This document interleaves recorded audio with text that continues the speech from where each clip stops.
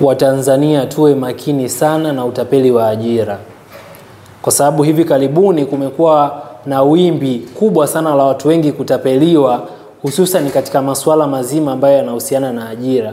Hasa katika ajira ambazo zimekuwa zikitangazwa katika taasisi hizi za kijeshi nchini. Hapa nazungumzia jeshi la wananchi, jeshi la polisi na kadhalika.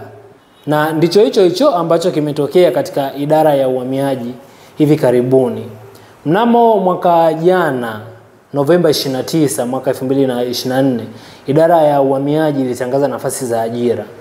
Lakini mchakato mzima wa watu kuitwa kwenye usahili na mpaka watu kupewa tarehe ya lini au wapi wanapaswa kuripoti katika mafunzo ulishamalizika.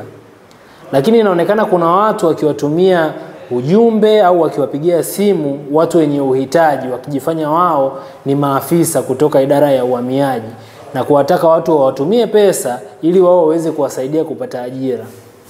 Kitu ambacho watu wengi sana wamekuwa wakitapeliwa, kwa sababu sikatai ya kwamba kuna uhaba wa ajira na watu wengi inapotoka matangazo ya ajira wanakuwa wakichangamkia fursa hizo kwa haraka sana kwa sababu wanazihitaji. Lakini kuna umuhimu mkubwa sana wa kuweza kufuatilia taarifa muhimu ya kujua ni wapi wewe unaweza ukapata taarifa kuhusiana na tangazo husika, lakini ni wapi vile vile unaweza ukatuma maombi.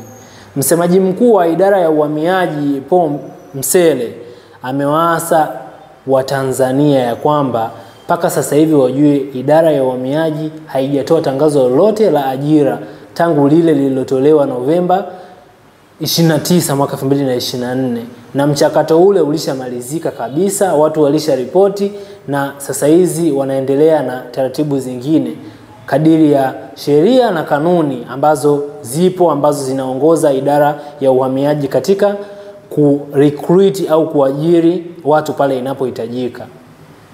Kitu muhimu ambacho watu wanatakiwa pia kujifunza na kukijua ni kwamba unapotaka kufanya maombi au taasisi fulani inapotangaza nafasi za ajira, ni muhimu kuhakiki kutoka katika chanzo rasmi, kwa sababu unapokwenda katika kusoma taarifa iliyotolewa na chanzo rasmi, kuna taarifa muhimu zingine za ziada ambazo utakuwa unazipata. Kwa mfano, kupitia taarifa hiyo ambayo imetolewa na taasisi fulani rasmi, unaweza ukajua ni wapi kwanza wewe utatuma maombi yako, lakini vile vile utajua ni wapi au ni kwa namna gani unaweza ukajua either umechaguliwa au hujachaguliwa katika wale watu ambao wanahitajika kufanya usahili. Lakini kama umechaguliwa pia utajua, je, umepita au hujapita katika usahili. Na kama umepita kwenye usahili, basi utajua ni wapi na ni lini unapaswa kuripoti ili taratibu zingine ziweze kuendelea.